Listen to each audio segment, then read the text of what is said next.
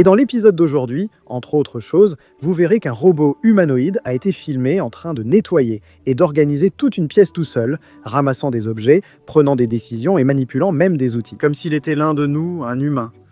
Nous verrons également une nouvelle technologie qui donne aux robots des souvenirs de notre monde, leur permettant de se souvenir d'objets, de personnes et même d'événements qui se sont produits dans le passé. En Allemagne, un immense gymnase de robots est en train d'être construit pour entraîner des centaines de ces robots humanoïdes. Et pendant ce temps, au MIT, des chercheurs développent un nouveau matériau basé sur la nanotechnologie.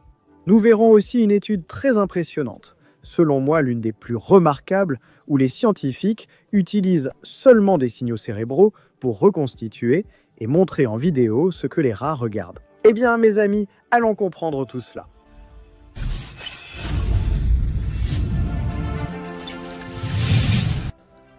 Bonjour, je suis Carlos Alves et vous êtes sur Réalité Impressionnante. Les plus attentifs auront remarqué du changement dans le décor, non? Vous ne trouvez pas cela un peu différent? Tu sais ce qu'il y a d'autre de nouveau? Eh bien, viens ici sur mon PC, je vais te montrer. Viens ici, Auréa. Notre intelligence artificielle te permet maintenant de personnaliser ta propre IA. Tu peux, par exemple, comme dans ce cas ici, partager tes objectifs avec l'IA.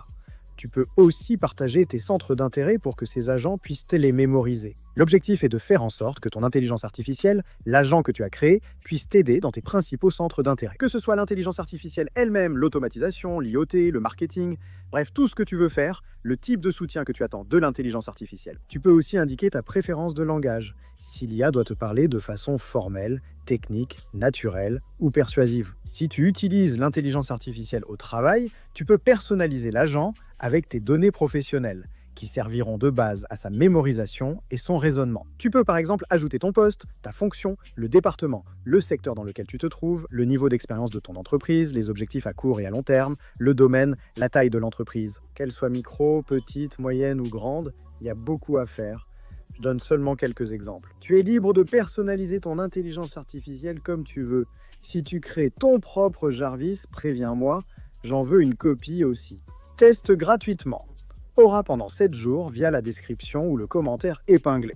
Décide si tu veux t'abonner, mais je te garantis que tu vas aimer et vouloir t'abonner. Merci, salut, aide-moi et je t'aiderai aussi. C'est un fait qu'ici, nous avons déjà vu que plusieurs entreprises adoptent des robots humanoïdes dans leurs usines. Mais une chose est de faire travailler ces robots dans ces environnements organisés, avec des tâches répétitives où tout est planifié à l'avance. Une autre chose est de faire travailler ces robots dans nos maisons, des pièces en désordre, des objets éparpillés, des articles déplacés et des décisions à prendre en temps réel. Maintenant, une nouvelle démonstration de l'entreprise américaine Figura IA a montré une avancée très intéressante dans ce défi. Ils ont publié une vidéo de leur robot humanoïde Figura 03 en train de ranger un salon complètement en désordre, sans aucune intervention humaine. Pendant la démonstration, le robot ramasse des objets éparpillés dans la pièce, il organise les objets, manipule des outils et nettoie même les surfaces. À un moment, le robot humanoïde vaporise de l'eau sur la table, puis l'essuie avec une serviette. Pour libérer ses mains, il range temporairement cette serviette sous son bras, ce qui ressemble beaucoup à notre comportement. À un autre moment, le robot saisit une poubelle avec l'une de ses deux mains et commence à ramasser les blocs et objets éparpillés sur le canapé et la table. Il repositionne également les coussins du canapé et manipule une télécommande pour appuyer sur le bon bouton. Tout cela exige quelque chose d'extrêmement complexe pour les machines, une coordination totale du corps. Le robot doit marcher dans des espaces étroits, ajuster la position de ses pieds, manipuler des objets avec ses deux mains et prendre des décisions sur ce qu'il doit faire en premier. Contrairement aux tâches industrielles, où tout est prévisible, un salon est un environnement hautement désorganisé. Chaque objet peut se trouver à un endroit différent chaque jour. Chaque situation exige une décision. Selon l'entreprise, cette avancée a été rendue possible grâce au système ERIC02, un modèle d'intelligence artificielle de l'entreprise qui coordonne différentes couches de contrôle. Le système 2 gère le raisonnement avancé, la compréhension, l'interprétation des commandes et la planification des actions. Le système 1 traduit ses décisions en mouvements corporels précis. Et le système 0 contrôle l'équilibre et les ajustements physiques que le robot effectue à une vitesse très élevée. Selon l'entreprise Ensemble, ces systèmes permettent au robot d'interpréter l'environnement et d'exécuter des tâches complexes en utilisant tout son corps. Selon le PDG de Figura AI, Brett Aycock, les robots humanoïdes, oui, ces machines, pourraient commencer à travailler de manière réellement autonome dès les prochaines années. Ou plutôt, lorsque cela arrivera, ranger le salon de la maison pourrait n'être qu'une des premières tâches que ces robots apprennent à accomplir. Et cela nous amène à ce prochain sujet ici. Concentrez-vous dessus. Des chercheurs ont maintenant utilisé le cloud ouvert pour donner aux robots quelque chose d'extrêmement important pour toute forme d'intelligence, la mémoire spatiale et temporelle. En pratique, cela signifie que le robot commence à construire un modèle de son environnement. Au lieu d'enregistrer uniquement des images ou des capteurs isolés, le système combine les données du lidar, de la caméra RGB, des caméras stéréo et des capteurs de mouvement. Le robot génère ainsi une carte 3D détaillée de son environnement. Mais la différence réside dans quelque chose d'encore plus intéressant. Cette carte n'enregistre pas seulement où se trouvent les choses, elle enregistre aussi quand les événements se sont produits. Les chercheurs appellent cette capacité la mémoire spatiale de l'agent. Nous discutons souvent ici de systèmes intelligents et de meilleurs outils. J'ai donc aussi cherché une manière plus intelligente d'investir. Car honnêtement, beaucoup investissent encore en tentant de deviner la direction du marché. En fait, des études montrent que 66% des investisseurs regrettent au moins une décision d'investissement. Et il est facile de comprendre pourquoi. Sur le marché boursier, on vous pousse constamment à acheter, vendre, attendre ou réagir. C'est pourquoi je voulais quelque chose de différent, quelque chose qui ne m'obligeait pas à surveiller le marché toute la journée.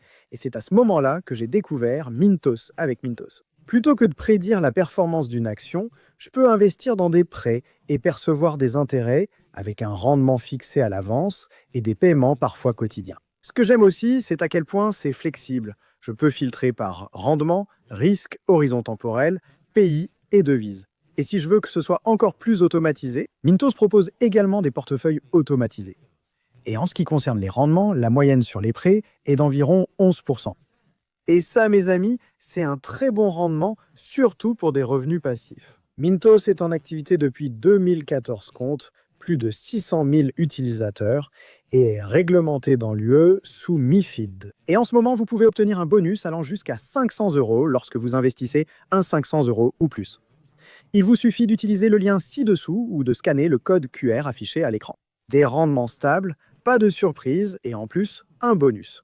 Ne ratez pas cette opportunité et bonne chance. Désormais, les relations entre objets, lieux et moments. Et cela lui permet de répondre à des questions comme, par exemple, où ai-je vu tel objet? Qui est entré dans cette pièce hier? Quand quelque chose a-t-il été déplacé pour la dernière fois? Pour construire cette mémoire complexe, le système utilise une technologie appelée Spatial RAG, qui organise l'environnement en petits blocs tridimensionnels, connus sous le nom de voxels. Chacun de ces blocs contient des informations sur la géométrie, les objets, le temps et le contexte sémantique. Le résultat ressemble à une sorte de base de données tridimensionnelle du monde physique. Et peut-être que la partie la plus surprenante, c'est que tout cela a été rendu disponible gratuitement en open source sur GitHub. Cela signifie que le système peut être adapté à différentes plateformes, allant des robots humanoïdes, comme le Unitrojeuun jusqu'aux drones ou aux robots quadrupèdes. En théorie, toute machine équipée de capteurs visuels ou lidar pourrait utiliser ce système pour développer une perception spatiale avancée. Beaucoup de chercheurs pensent que cette approche représente une étape très importante vers ce que l'on appelle l'intelligence incarnée. Parce que, pour que les robots puissent vraiment vivre avec nous, les êtres humains, dans notre quotidien, il ne suffit pas seulement de voir notre monde. Ils doivent vraiment comprendre ce qui se passe et surtout, s'en souvenir par la suite. C'est très important pour ces robots, mais ils doivent aussi contrôler leur corps avec une grande précision. C'est ce que nous allons voir avec ce nouveau système, Concentre-toi. Dans la plupart des scènes récentes sur la chaîne, on voit les robots réaliser des mouvements spectaculaires, des sauts périlleux, des acrobaties ou des arts martiaux. Il y avait un petit détail caché derrière les caméras. Très souvent, il ne s'agissait que d'un mouvement programmé spécialement pour cette démonstration. C'est-à-dire que le robot n'avait pas vraiment appris cette compétence. Même si c'est très impressionnant, on ne peut pas le nier. Ce qu'ils font, c'est simplement, entre guillemets, reproduire une séquence préalablement entraînée. Des chercheurs chinois pourraient avoir franchi une étape importante pour tout changer. L'Institut d'intelligence artificielle générale de Pékin, en partenariat avec Unity Robotics, a présenté un nouveau système appelé Ornix Extreme. La proposition est de permettre à une seule intelligence artificielle de contrôler une grande bibliothèque de mouvements complexes, sans perdre en performance. Dans la robotique humanoïde, il existe un programme classique appelé barrière de généralité, lorsque les chercheurs essaient d'apprendre de nombreux mouvements différents à un robot, saut, rotation, acrobatie. Le système finit par créer des mouvements plus sûrs et génériques, qui échouent souvent dans des situations vraiment dynamiques. Ornix Extreme essaie de résoudre cela avec une méthode en 2 étapes. Les chercheurs ont d'abord entraîné le robot en simulation avec un modèle haute capacité qui apprend en observant divers experts en mouvement.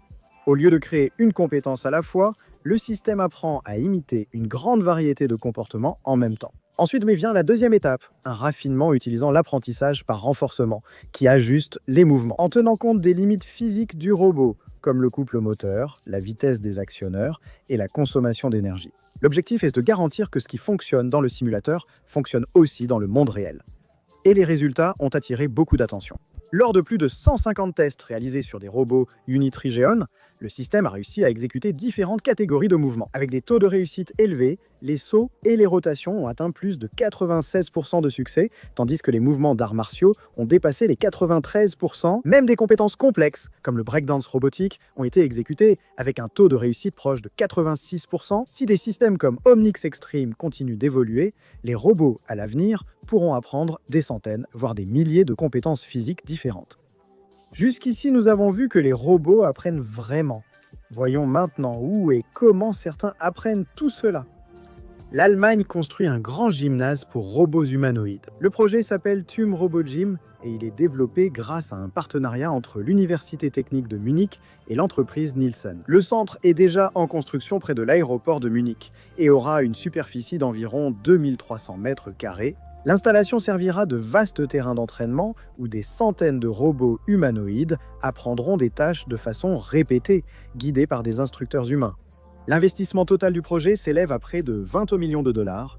Selon les chercheurs, l'objectif est de créer un environnement où les robots acquièrent des compétences générales applicables à diverses situations du monde réel. Et parmi ces tâches, il y a des activités apparemment simples pour nous, les êtres humains, mais qui sont extrêmement complexes pour ces machines. Comme par exemple plier des boîtes, manipuler des outils ou assembler des composants industriels. Le PDG de Neurorobotics, David Rager, croit que le véritable atout de la prochaine génération de robots ne résidera pas seulement dans la mécanique, mais plutôt dans les données d'entraînement.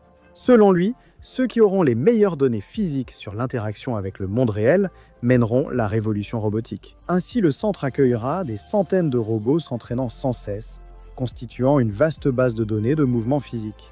Le site servira aussi à former des ingénieurs et étudiants aux nouvelles technologies de la robotique et à l'intelligence artificielle, en plus de la recherche. Et au milieu de cette concurrence croissante entre les États-Unis, la Chine et l'Europe, les chercheurs et producteurs allemands soulignent que le projet a un objectif stratégique, le garantir.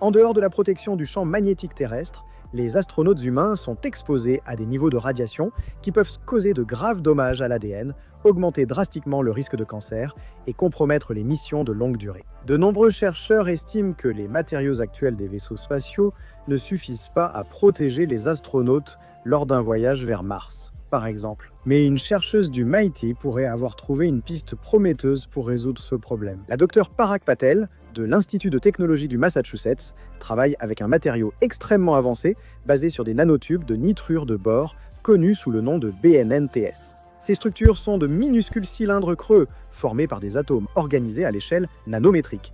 Et, bien qu'ils soient invisibles à l'œil nu, ils possèdent des propriétés vraiment impressionnantes. Les nanotubes de nitrure de bore sont extrêmement résistants, légers et très efficaces pour absorber les radiations. Le problème est qu'il était récemment difficile de les incorporer massivement aux matériaux de l'industrie aérospatiale. Mais Patel affirme avoir développé une méthode permettant d'atteindre jusqu'à 50% de concentration en poids dans le matériau, ce qui crée une sorte de bouclier léger et extrêmement résistant contre les radiations ionisantes. Si ces technologies continuent d'évoluer comme on le dit, des matériaux comme ceux-ci pourraient se devenir une partie fondamentale des futurs vaisseaux spatiaux.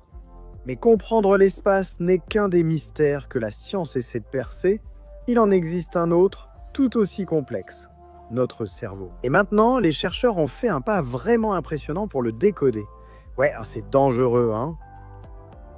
Imaginez s'il était possible de découvrir exactement ce que quelqu'un voit, simplement en analysant le cerveau de cette personne, sans caméra, sans enregistrement, juste à partir des signaux électriques de son cerveau. Cela peut sembler lointain, réservé à la science-fiction et au film. Pourtant, des chercheurs de l'University College Law au Royaume-Uni ont avancé dans ce domaine. Des scientifiques ont reconstruit des vidéos de 10 secondes vues par des rats lors d'une nouvelle étude. Ils ont réalisé cela uniquement grâce à l'activité neuronale enregistrée dans le cerveau des animaux. Si vous me suivez sur Réalité impressionnante, vous savez que des recherches avaient déjà tenté cela chez l'humain, en utilisant des machines d'imagerie par résonance magnétique fonctionnelle, fMRE. Mais cette nouvelle approche a été beaucoup plus précise. Au lieu d'observer de grandes zones du cerveau, les chercheurs ont enregistré l'activité de neurones individuels dans le cortex visuel. Autrement dit, ils ont suivi directement quelles cellules étaient activées pendant que les rats regardaient les vidéos. Les scientifiques ont surveillé de petites variations du calcium cellulaire, indicateur de l'activité neuronale. Avec ces données, l'équipe a créé un modèle informatique, appelé modèle de codage neuronal dynamique. Ce système tente de prédire comment chaque neurone réagit à différentes images ou à des images d'une vidéo. À partir de là, les chercheurs ont fait quelque chose de très curieux. Ils ont commencé avec un écran numérique complètement blanc, puis ils ont utilisé les signaux cérébraux enregistrés pour mettre à jour les pixels de l'image, jusqu'à ce que la vidéo soit reconstruite et qu'elle se rapproche de l'expérience visuelle réelle que l'animal a eue. Le résultat a été surprenant. Les scientifiques ont réussi à recréer des versions approximatives des vidéos vues par les rats, uniquement à partir des signaux cérébraux. La précision a été vérifiée en comparant les vidéos reconstruites avec les images originales que le rat voyait. Cela a été fait image par image, et plus on surveillait de neurones, plus la reconstruction devenait fidèle. Eh bien, mes amis, pendant que les scientifiques essaient de comprendre comment fonctionne notre esprit, de lire nos pensées, d'autres technologies sont développées pour surveiller les menaces venant du ciel. Il existe un type d'arme moderne qui empêche de dormir de nombreux stratèges militaires à travers la planète, les missiles hypersoniques. Ces armes peuvent voyager à des vitesses supérieures à 5 fois la vitesse du son, et elles sont également capables d'effectuer des manœuvres imprévisibles pendant le vol. Cela rend extrêmement difficile leur détection et leur interception avec les systèmes de défense traditionnels. Désormais, les États-Unis misent sur une nouvelle stratégie pour relever ce défi. Un réseau avancé de satellites militaires autour de la planète, capable de détecter les lancements de missiles directement depuis l'espace. Le projet fait partie du programme MWT qui a été développé par la Force spatiale des États-Unis. La nouvelle constellation Epoch 2 comptera 10 satellites en orbite terrestre moyenne.